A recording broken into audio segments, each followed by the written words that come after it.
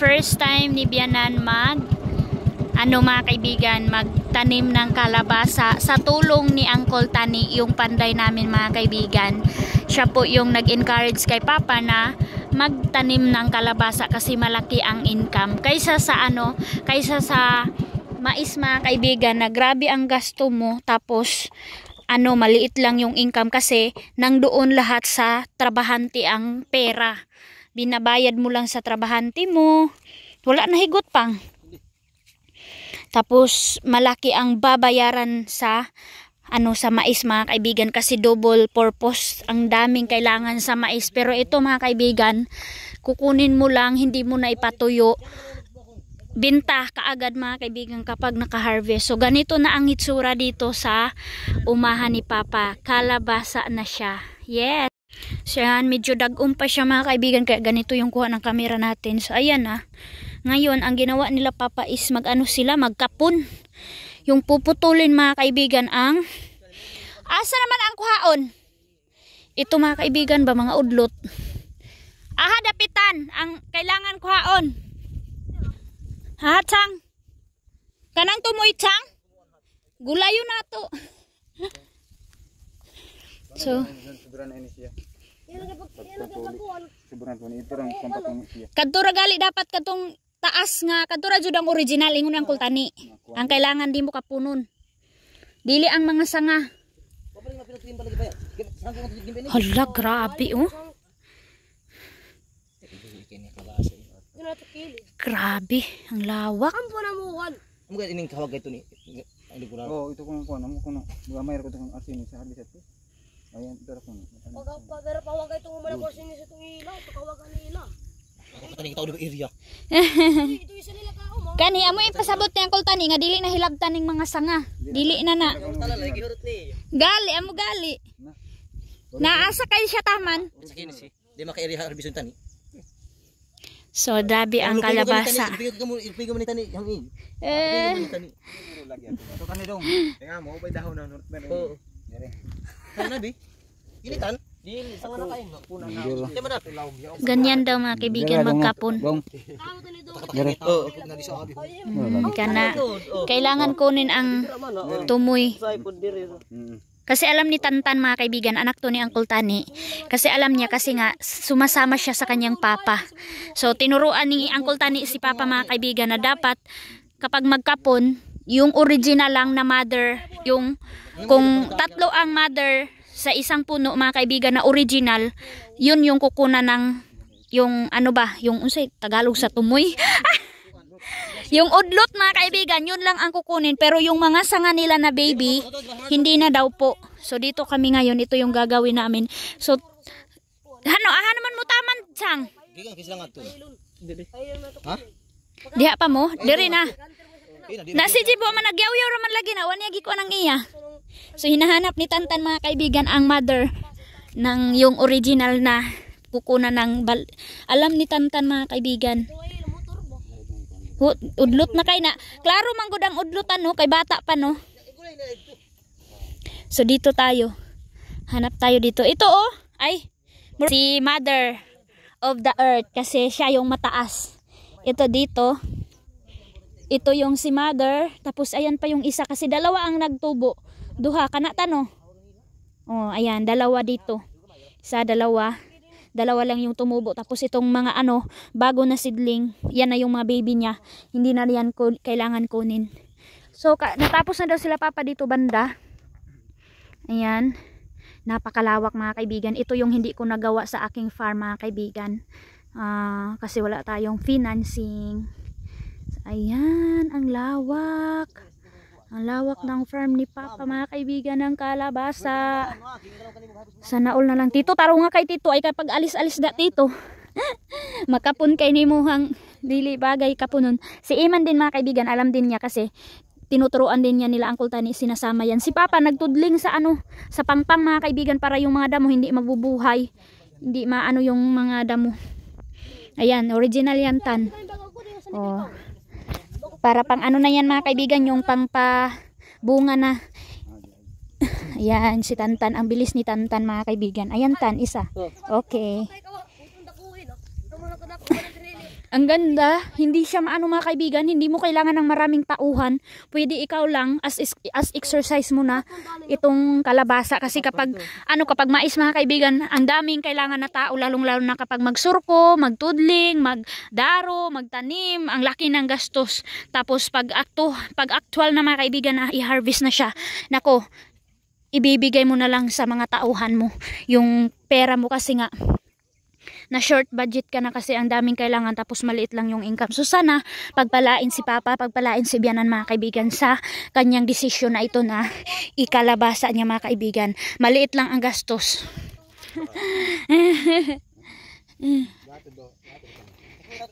Ang imo Brad, okay na. Gamay raman ang magamit nga abono. Pila. Sa ako, mati sa ako. Kamanong luloy wala na? Dili mao. Naon nya, nakakuha man sila Papa. Urea siya nga, may nga kuha pang kalabasa. Urea nga pang mais. Iba pala mga kaibigan. Iba pala daw ang abono. Hala. Grabe oh, ang taba-taba mga kaibigan kasi napakaganda dito na lupa. Sobrang taba oh. Grabe. Ang taba. Kasi naatingnan nyo naman ang linis-linis mga kaibigan. Kasi palagi dito si Papa. Daily routine na niya every morning. Dito na siya mag-exercise always. Kaya strong ang bones ni Papa mga kaibigan. Kasi meron siyang mapagkaabalahan every morning kaysa upo lang doon sa bahay. Kaysa standby lang. Mas mabuti na yung meron kang pag-anuhan ng katawan mo. So ito oh, ito yung exercise ni Papa maagang maaga mga kaibigan. Kanina pa yan sila alas 5. So dinaro niya oh. Ayan oh, kitang-kita preskong-presko ang lupa. Ang ganda dito oh, napakalambot ng lupa ni Papa mga kaibigan oh. Oh. Sabi ni Uncle Tani na nag-advise din sa Uncle Tani na hindi pwede na i-ano ni Papa i-abono na mataba na. Kailangan ano na, yung lupa na lang yung pabayaan na lang yung lupa na siya yung magbibigay ng vitamin sa kalabasa. Pero naglagay din si Papa kunti lang mga kaibigan. Ayun si Papa oh. Merong nanood dito sa kalabasa ni Papa. Sabi nila wow, ang ganda.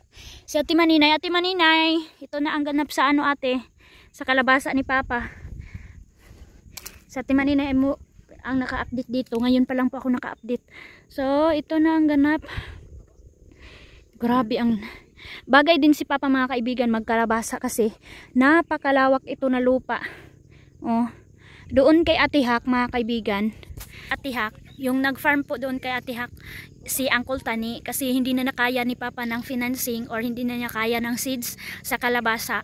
Kaya si Uncle Tani yung pinatanim ni Papa para po hindi po madamuhan. So, nag-ano sa Uncle Tani na siya yung magtanim para ma-maintain yung kalinisan ng farm ni Ate Hak. So, soon, mga kaibigan, kung mayroon ng ano si Papa, mayroon na siyang ika-finance na ano niya ba, matamnan din niya yung sa farm ni Ate Hak na binigay ni Papa. Pero sa ano talaga yan mga kaibigan, kay Janjan yan. Pero sabi ni Papa nung buhay si Ate Hak, ibibigay niya yun kay Ate Hak mga kaibigan. And si Janjan at saka si Iman dito sa malawak na lupain. Bibigyan ni Papa, hahatian si Janjan at saka si Iman dito sa malaking lupa na ito. Bibigyan si Janjan at saka si Iman kasi si Dudong Junjun mayroon na. Si Ate Maninay din dito din si Ate Maninay mga kaibigan. Kung gusto daw ni Ate Maninay mag-farm, dito siya bibigyan ni Papa kasi si Dudong Junjun mayroon na yung doon namin na farm and then nakabili kami ng dito na farm. So wala kaming ganap mga kaibigan in this year. Hindi kami nagtanim kasi nga bigo kami kaya takot na kami mga kaibigan magtanim ulit. Kaya natakot na kami kaya hindi kami nagtanim ulit kasi ang laki ng gastos mga kaibigan. Kaya sabi ko next year na lang kasi apikin na din mga kaibigan na magtanim kami September. So baka hindi natin malalaman mga kaibigan na sana din hindi muna kasi marami ding nakatanim ng kalabasa mga kaibigan tulad na din si Bianan. So sana mapag-pray din ninyo mga kaibigan na hindi pa din madali magbaha mga kaibigan kasi October na ngayon. So in this latest update ko, so October, November, December, so dyan na ang makikita na natin ang tubig na baha dito sa August and Mars mga kaibigan. Ay napagaw man ko. So sana matagal magising si Arlene. So pinadidi ko naman yun mga kaibigan bago ako umalis. So ngayon pagkatapos namin ngayon, punta kami doon sa umahan namin kasi nilinisan nyo ni Dudong Junjun. Nakikita nyo yung sa vlog ni Edmar mga kaibigan. So support nyo po si Edmar mga kaibigan. Mabait po si Edmar. So siya po yung nagkuliglig doon sa ano namin, sa farm namin doon. Sila dalawa ni Aldong. So nagsahod lang kami mga kaibigan kasi si Dudong Junjun ninyo hindi siya marunong kuliglig. So nagpractice pa siya mga kaibigan sa tulong nila Edmar. So itong gamit ko is phone siya mga kaibigan, pero dinala ko itong camera na bigay ni tita. Kaso hindi ko muna siya gagamitin, pang reserve ako na to. So pag-aralan ko pa siya ng mabuti, lalong lalo na yung paghawak na hindi siya nanginginig. Yun mga kaibigan, sobrang nanginginig kasi nanibago ako. So dito niyo always makikita si Ate Maninay. Yan, dinaro talaga ni Papa oh, para yung mga damo hindi kakapal. Go go go. Ang ganda dito sa farm mga kaibigan. Miss ko na kasi ano siya, tahimik. Sila Papa. Kahit si ano lang, si Tantan lang at saka si ano, yung nang doon para magkapon. So kampante si Papa sa dalawang bata na yan kasi tinuruan yan ni Uncle Tani. Dito banda kasi mga kaibigan yung ito na damo oh, hindi siya mamamatay sa spray. Kaya dinadaro ni Papa. Ayan. Ang laking tulong niya na exercise mga kaibigan every morning. Magpapawis every morning. Agusan Mars oh. Ang laki. Nakakapagod mga kaibigan. Kayang-kaya naman sa dalawang bata ito kasi hindi naman siya madami ang kailangan kunin. So pauwi na kami mga kaibigan. Punta kami muna doon sa farm namin. Tingnan namin kung nadamuhan na ba ulit or wala. Kasi yung doon sa baba makapal na mga kaibigan yung damo. Hallelujah. Grabe na talaga yung pambot namin mga kaibigan ba. Buti na ibalik na yung makina na nalunod. Sira na talaga itong pambot na to eh. Buk na siya. Paunti-unti na. Hala, akong sandal di. Nakaready na ang Agusan River. Nakaready na ang Agusan. Ready to baha na siya. Kasi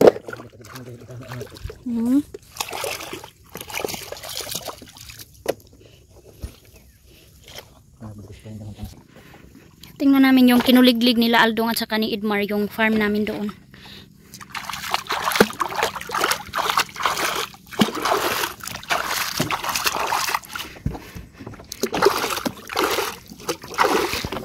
Ang ganda maligo. Pero nakakatakot.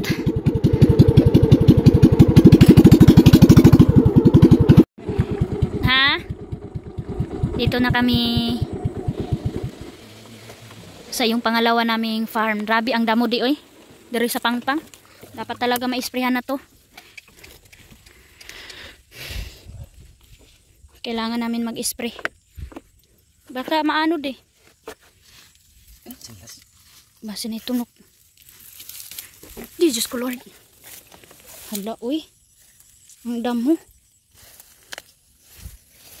Jesus name Lord God. Hallelujah. Pang dire ka pang kayo. Di wala makakuha sa ako. Ako makaakyat. Just hold my hands. Hala. Ayan mga kaibigan. Tambo.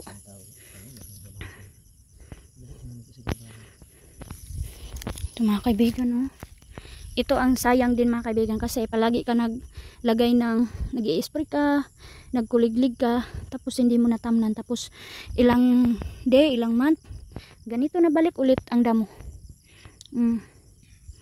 Ito na siya ang ganap sa isa naming farm dito nga na day ka spray.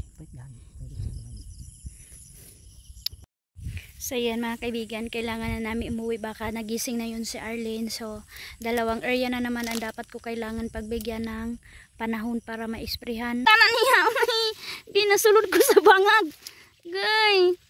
Nasulod ko sa bangag mga kaibigan. Ang lalim. Sakit. Sidulong dyan na kaibigan. Way klaro magsalo. Sama ni akong kuan.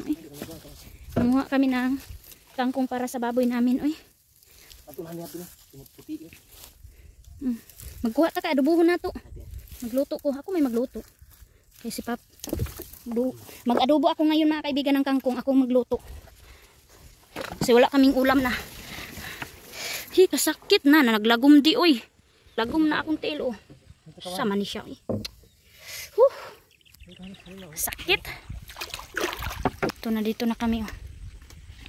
Kuha na siya ng kangkong para sa aming baboy na si Braco.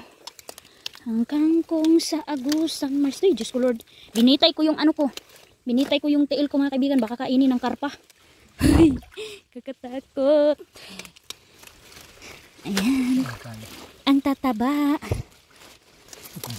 Wait lang.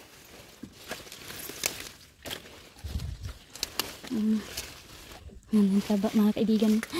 Sana lang hindi ako makakita ng uuday. Sus ko Lord.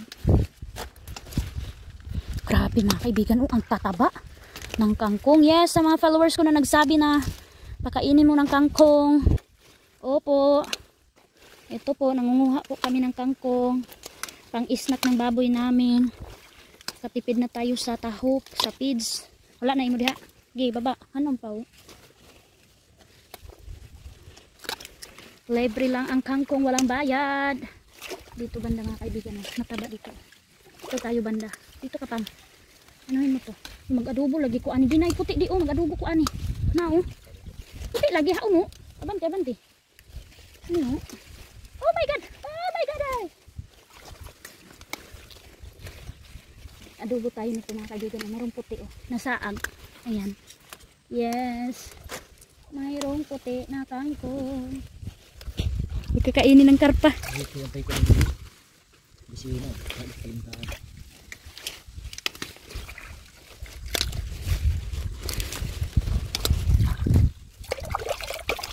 Tumubo yung Agusan River mga kaibigan. Baka kainin ng duaya itong paan natin. Uy, nabasa na. Wow, ang ganda. Wow. Ang tumoy pa, tumoy pang. Ay, uy. Ayaw, kay udlutong ko na siya. Sige, kuha lang gagay mo. So ito na, dito kami nag-transfer kami sa mayroong puti talaga mga kaibigan, yung Amerikano talaga na kangkong, yung kukunin natin. Oy! Sama na, oy! Yan, oy! Lagyan ko to ng kunting karni mga kaibigan, mayroon pa tayong karni doon sa ref. Ito yung ipamahaw natin. Uy, magkaon ba ispapaanid eh? Hello, uy, isam. Ko, mayroon ng kangkong si kaibigan ninyo. Kain tayo ng kangkong. Lapit kayo dito sa akin kangkong. Lapit, lapit, lapit. Go, go, go, go, go. Oh my God, baka mahulog itong po natin. Uy. Baba di kasi wala na dito di. Baba. Baba, baba. Grabe, uy. Kanindot ng tangkong diri, uy. Aha. Grabe tangkong. Maligya na lang tagtangkong di. Maligya ka. Ha? Mo gali atras gani. Wala man kaayo diri ah. Yay! Adobong kangkong ang ating ulamin for today's video mga kaibigan! Hoy! Wag mo na kaalis pambot kasi ang dami. Ito din to mga kaibigan. Wow! Malinis po ito. Ang kangkong sa Agusan River. Okay. Okay. Okay. Okay. Okay. Okay. Kunin natin to kasi napakalapad ng dahon. Mayroon na tayo. Kasi yung mapula mga kaibigan, nakakaano yan, nakakasikit yan ng tiyan. Kaya hindi namin yan kinukuha as ulam. Ang sarap nito eh. Ha? Sarap ba ikaw? Uy, wala man ka ng udlot. Tinaas ni Dodong Junjun ang sa kanya para daw makain ng baboy yung puti. Muna nindot pa, gurubon pa. Tapos sagol nimo sa baboy. Man madaot ang baboy ani.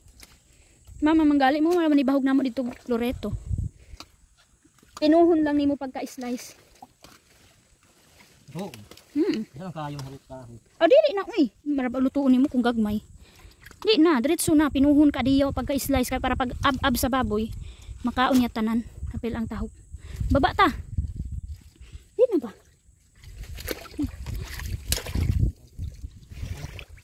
Dali na ba? Ano? Mabanlos na. Ano? Ito na pa kay kita di. Ito. Oh, ang taba ay wag kang umalis. Pambot. Bili ko muna. Taba nito. Uy. Napin mo. Hapinan ang.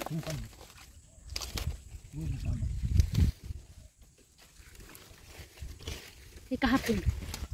Good job. Meron na tayong adobong kangkong. Nadoro na.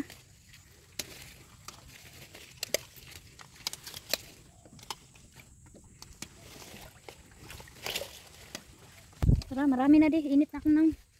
Tunog na ako ng.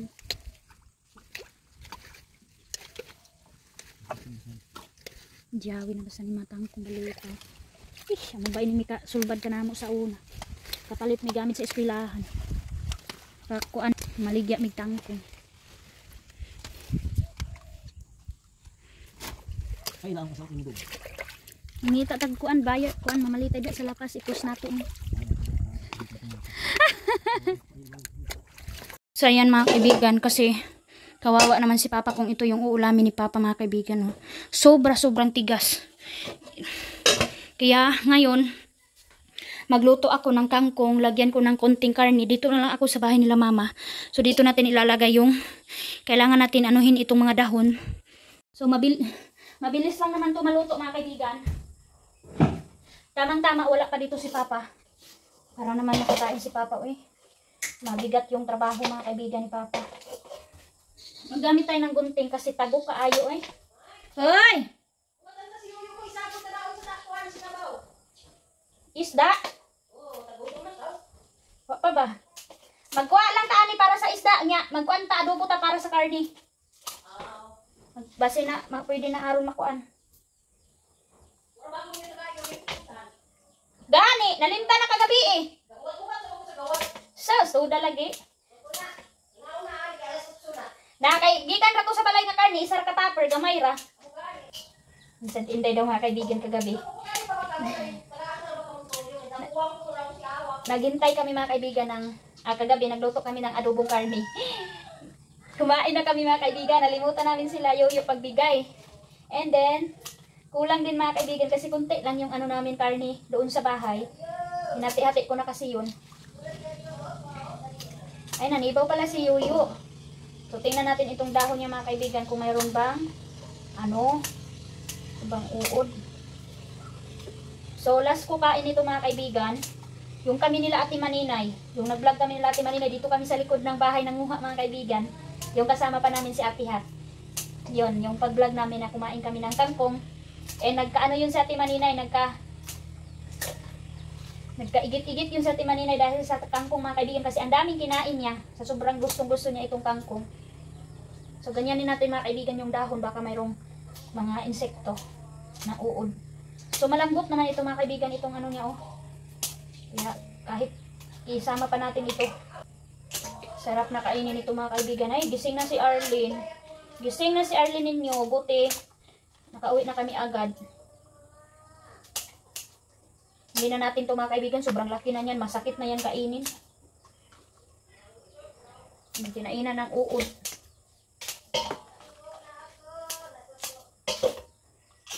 Wait lang mahal. Ganyan na natin ito. Saan ba ako nakaano mga kaibigan, nakarinig na sa kangkong daw ang sisto? Nasa kangkong daw mga kaibigan ang sisto. Tama ba?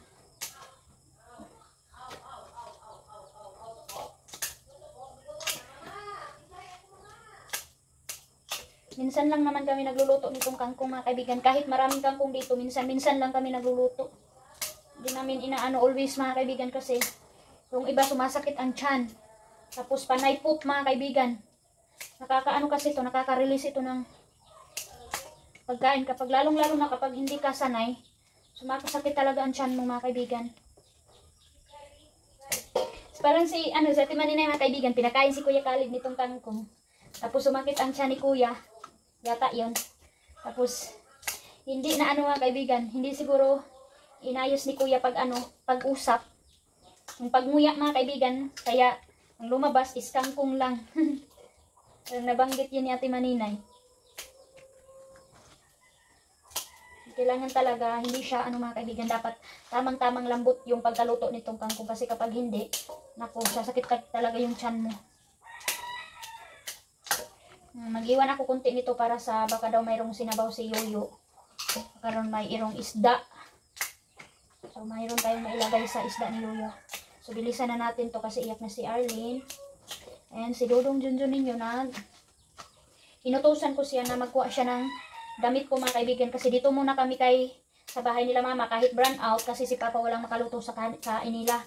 So, lulutuan natin si Papa. Kasi wala nadula dito si Ate Maninay.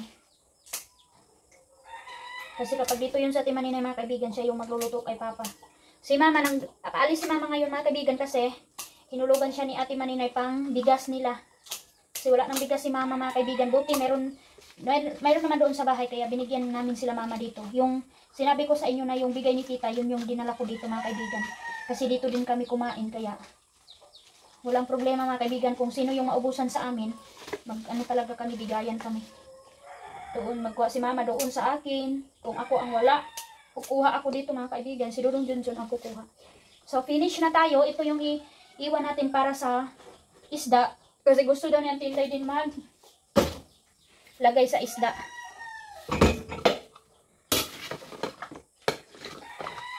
Lalagay natin to sa ni Mama sa kanyang bahugan ng baboy para kainin ito ng baboy niya.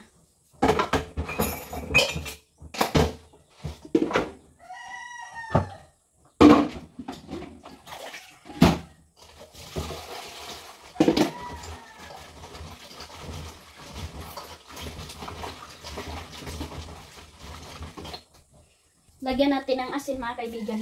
Para nakikita ko yung sa YouTube. Na nilalagyan nila ng salt para lalabas yung mga nakatagong insekto kasi naaalatan sila.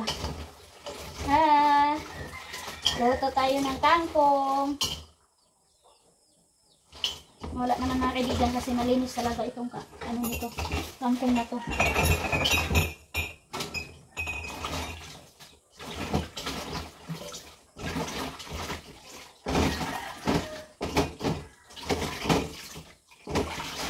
Dadamihan na namin ito mga kaibigan para diretso na lang.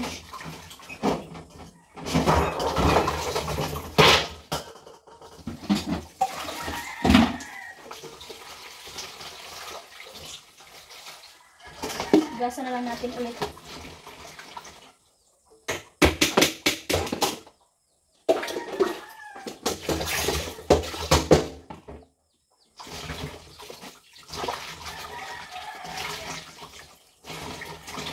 Gusto na sana ni Dodong Junjun na doon na kami sa bahay magluto. Kasi ang mga bata daw sabi ko dito kasi wala din si Mama umalis. Bili ng bigas. Kaya pwede naman na papuntahin na lang yung mga bata dito mga kaibigan. Ngayon tingin tayo dito kung na ba yung karne.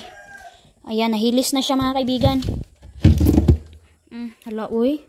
Na-direct kasi itong mga kaibigan dito. Ano to?